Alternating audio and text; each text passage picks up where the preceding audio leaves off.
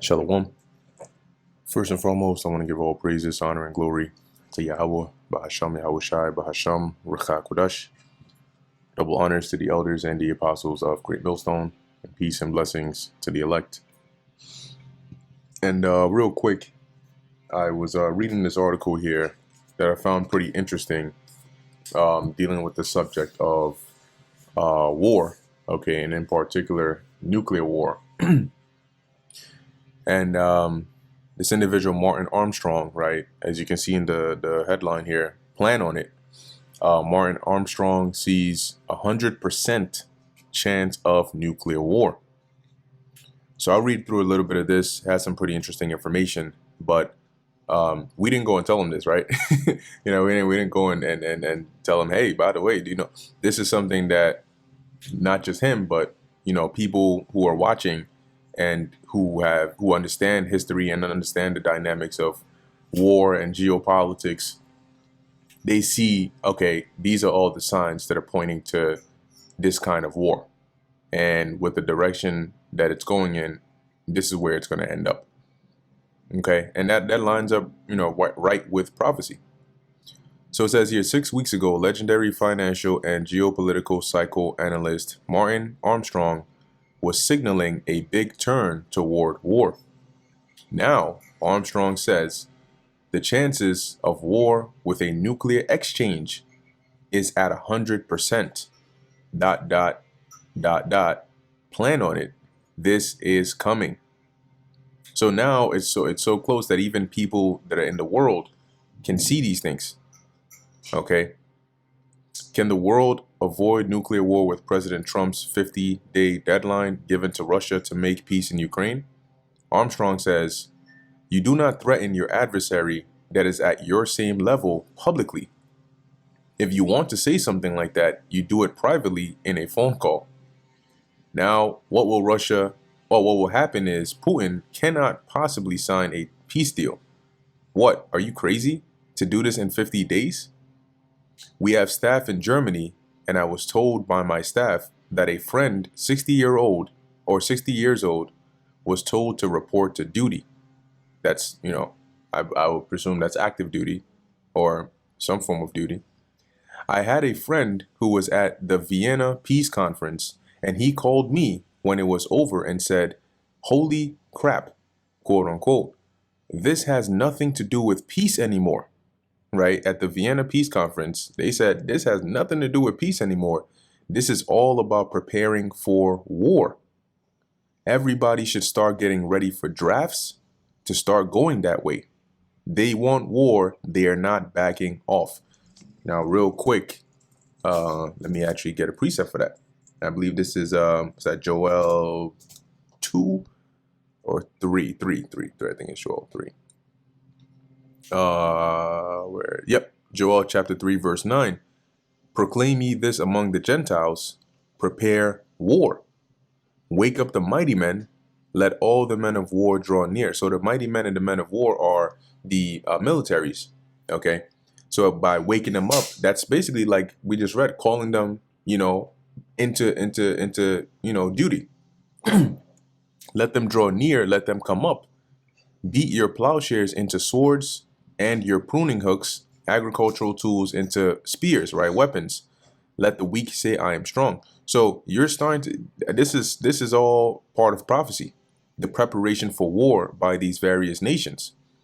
And that's what you're seeing right before your eyes, right? And he also mentioned, there's another precept that came to mind that I wanted to get. Let's see if it'll come back again.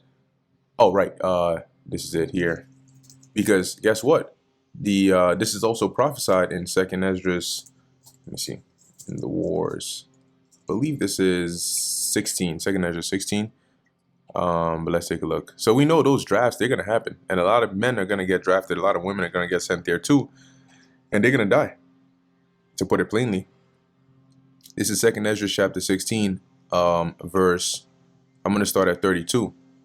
And it reads here. And the earth shall be laid waste, and the fields thereof shall wax old. This is going into the condition or the state of the world once, Jacob's trouble fully kicks in, right, leading up to that destruction. It says here, and her ways and all her paths shall grow full of thorns, because no man shall travel therethrough. The virgins shall mourn, having no bridegrooms. The women shall mourn, having no husbands. Why? Their daughters shall mourn, having no helpers. The bridegrooms, the husbands, the helpers, these are men. Okay, so why are they not going to have them? Because in the wars shall their bridegrooms be destroyed. This is what Ezra saw concerning the future, i.e. in the time that we're in right now. Right? So he saw in the wars, their bridegrooms are going to be destroyed because they're going to be drafted, sent over there to war, and they're going to die. And their husbands shall perish of famine. So those that are left here, all right, and in different parts, they're going to succumb to the various other forms of judgment. But here it highlights, all right, that their husbands, helpers, and bridegrooms are going to die. Now you're going to have some that get drafted and die that way, and you're going to have some that get when war starts, you have different countries going back and forth. Okay. And they can, they shoot missiles, they shoot different projectiles into their enemies' territories. And by that, you can also have people getting destroyed.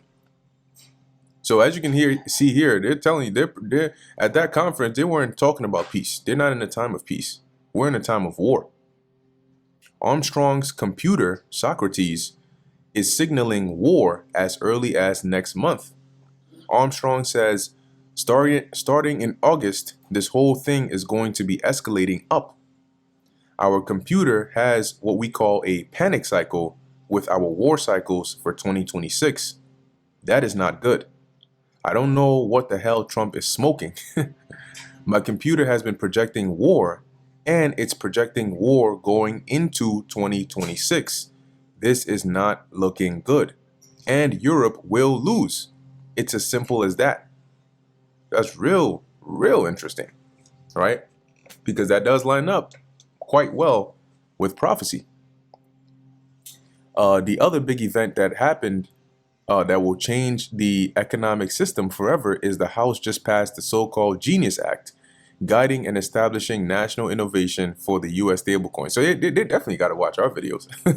It sounded a little too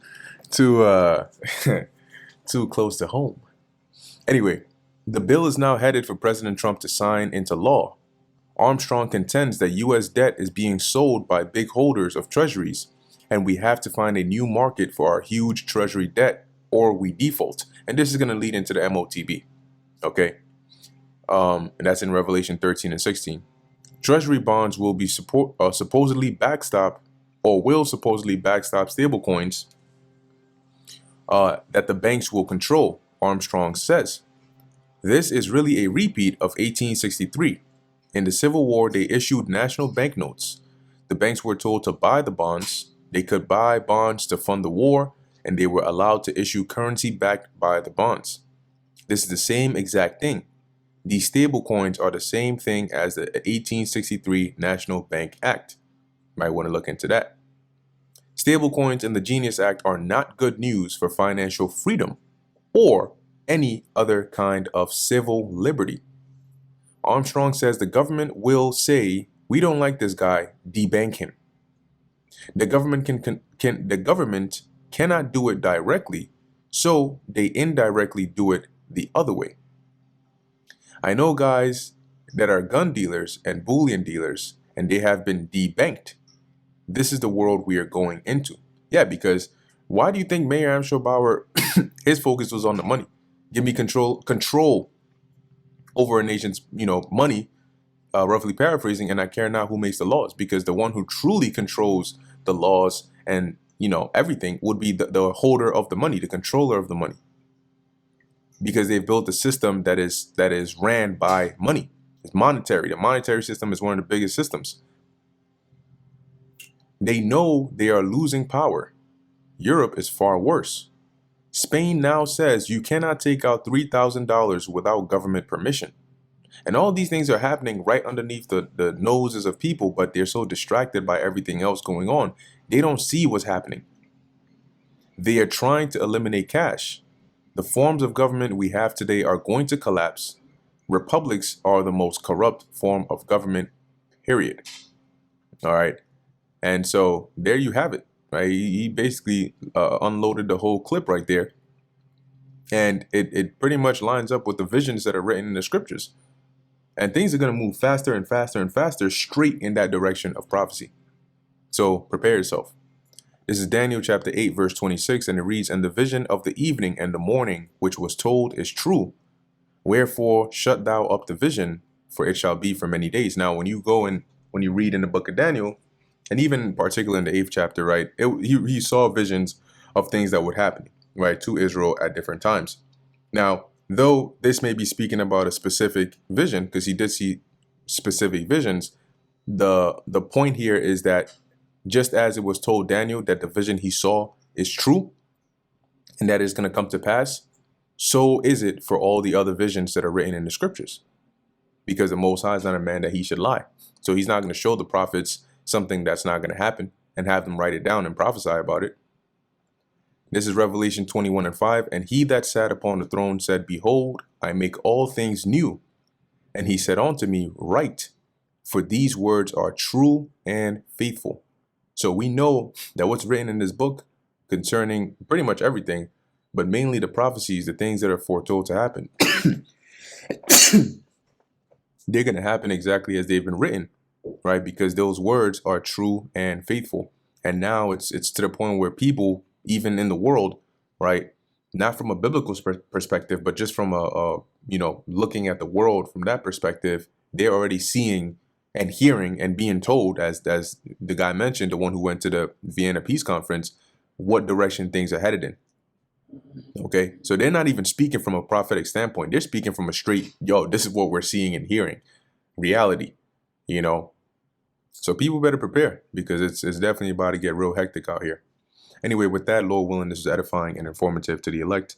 In closing, I want to give all praises, honor, and glory to Yahweh, Bahasham, Yahweh Shai, Bahasham, Rechak Kodash. Until next time, Shalom.